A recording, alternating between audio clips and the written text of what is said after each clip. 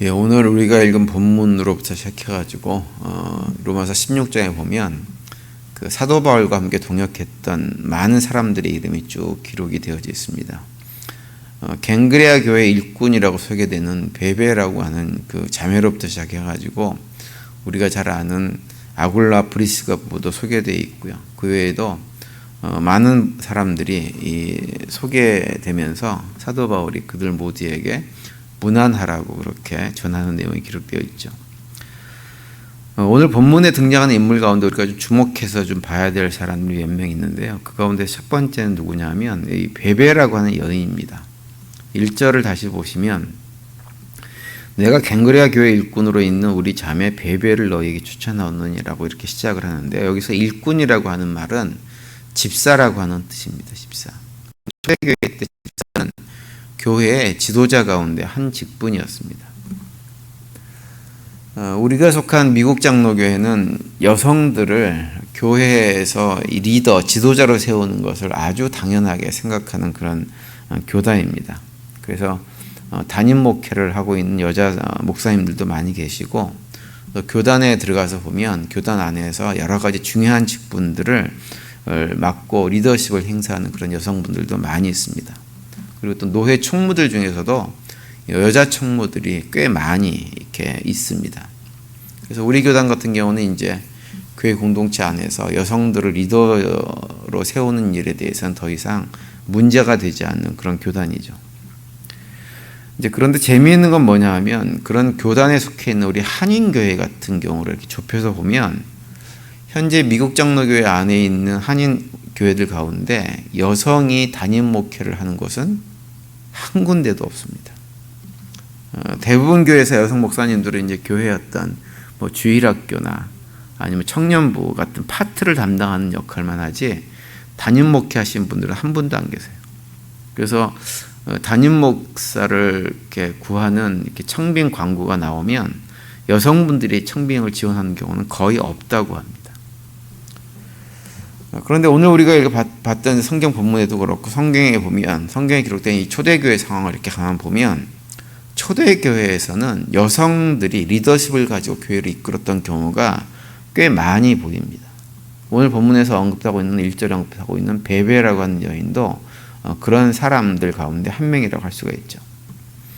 그리고 또 오늘 본문 3절에 보시면 이렇게 말씀합니다. 너희는 그리스도 예수 안에서 나의 동역자인 브리스가와 아굴라에게 문안하라, 이렇게 되어 있는데요. 브리스가와 아굴라는 우리가 뭐 아시는 분들 다 아시는 대로 사도 바울과 함께 동역했던 대표적인 가정입니다. 이 두 사람은 부부죠. 근데 브리스가하고 아굴라 중에서 누가 남편이고 누가 아내일까요? 브리스가가 아내고 아굴라가 남편입니다.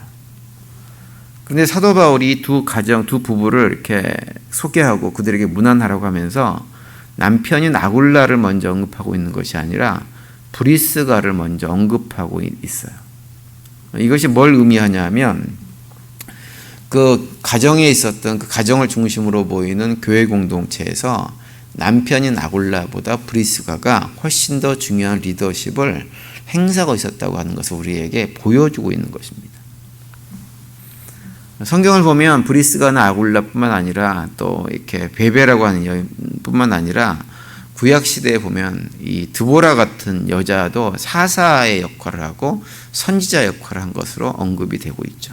그래서 성경을 봐도 많지는 않지만 여성들이 교회 공동체 안에서, 하나님의 백성들의 공동체 안에서 지도자 역할을 했다고 하는 예들을 우리가 심심치 않게 찾아볼 수가 있습니다.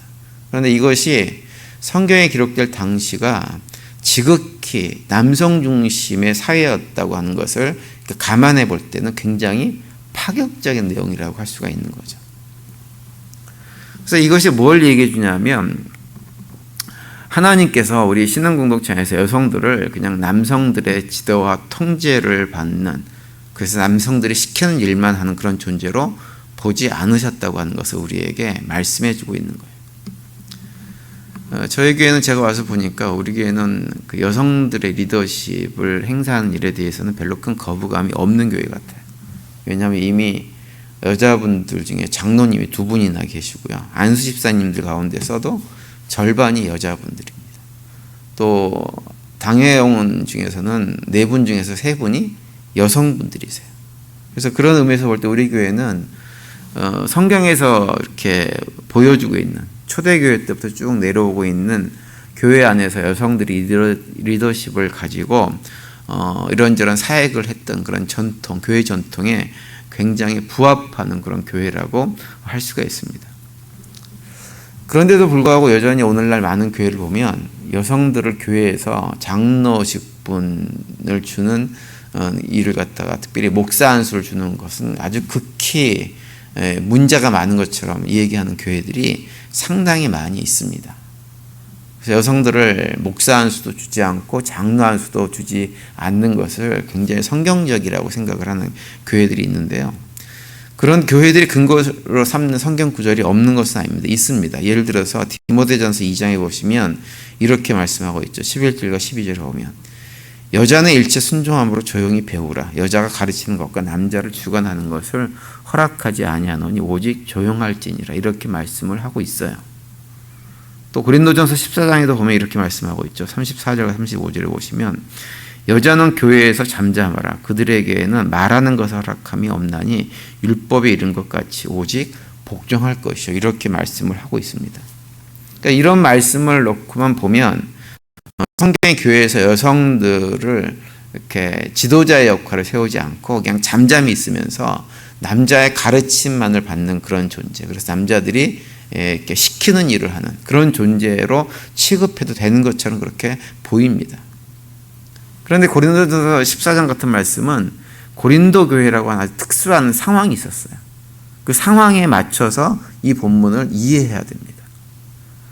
그리고 디모데전서 2장 같은 말씀도 그 문맥으로 보면 우리가 알고 있는 것과는 좀 다른 의미라고 하는 것을 알 수가 있습니다. 11절과 12절 말씀 뒤에 15절에 보면 이렇게 말씀을 또 이어서 해주고 있습니다. 그러나 여자들이 만일 정숙함으로써 믿음과 사랑과 거룩함에 거하면 그의 해산함으로 구원을 얻으리라. 이렇게 말씀을 합니다. 여자들에게 일체 순종함으로 배우라 이렇게 말씀하시고 나서 이어서 하시는 말씀이 뭐냐면 그들이 해산함으로 구원을 얻을 것이다. 이렇게 얘기를 하고 있어요. 좀 이상하지 않습니까? 여자들을 교회에서 조용히 하라고 하는 것과 해산, 아이들을 출산하는 문제와 무슨 상관이 있죠. 그런데 이걸 갖다가 연결시켜 놨다고 하는 거예요. 이것은 제가 여러 번 이미 말씀을 좀 설명을 드린 것 같은데요. 성경에서 여성들이 해산을 통해서 구원을 얻는다고 하는 이런 표현은 뭐냐면 성도들이 예수 그리스도를 닮아서 새롭게 태어나는 것을 상징적으로 표현해 주고 있는 거예요. 그래서 아이를 낳을 때 그 낳는 아이는 누구냐 하면 바로 자기 자신이 예수 그리스도의 제자다운 모습으로 새롭게 태어나는 것을 표현하고 있는 것입니다. 그래서 성경에서 언급된 많은 여성들은 모두 그리스도인들을 상징하는 것을 이야기하고 있는 거예요. 그리고 남자는 누구를 상징하냐면 바로 성도들의 남편이신 신랑이신 예수 그리스도를 의미하는 것입니다.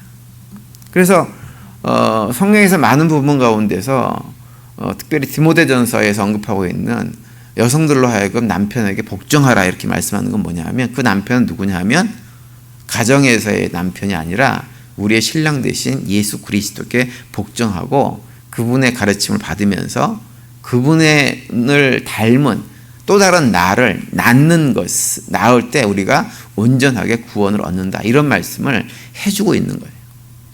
그래서 요한계시록 같은 데 가서 보면 성도들을 또 묘사하면서 아이를 낳는 여인으로 그렇게 표현하고 있는 것을 우리가 볼 수가 있습니다.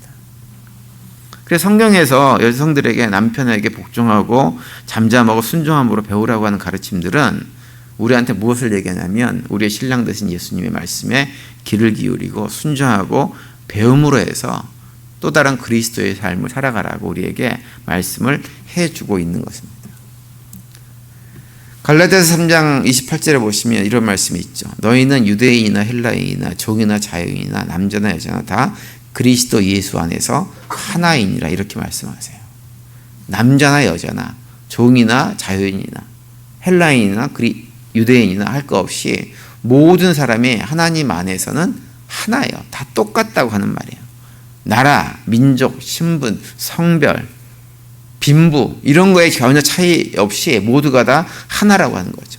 하나님은 그런 것으로 사람을 차별하시는 분이 결코 아니라고 하는 것입니다. 모두가 하나이고 필요에 따라서 하나님께서 각자에게 은사를 주셔가지고 하나님의 뜻에 따라서 사역을 하도록 하시는 분이 누구냐면 바로 우리 하나님입니다.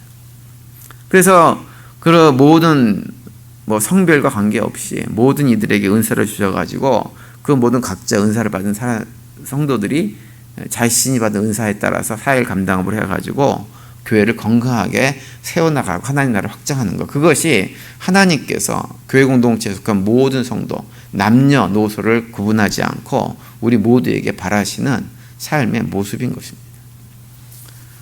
로마서 16장에 보면 전체 26명의 일꾼들이 소개되고 있는데 그 가운데 6명이 여성들입니다.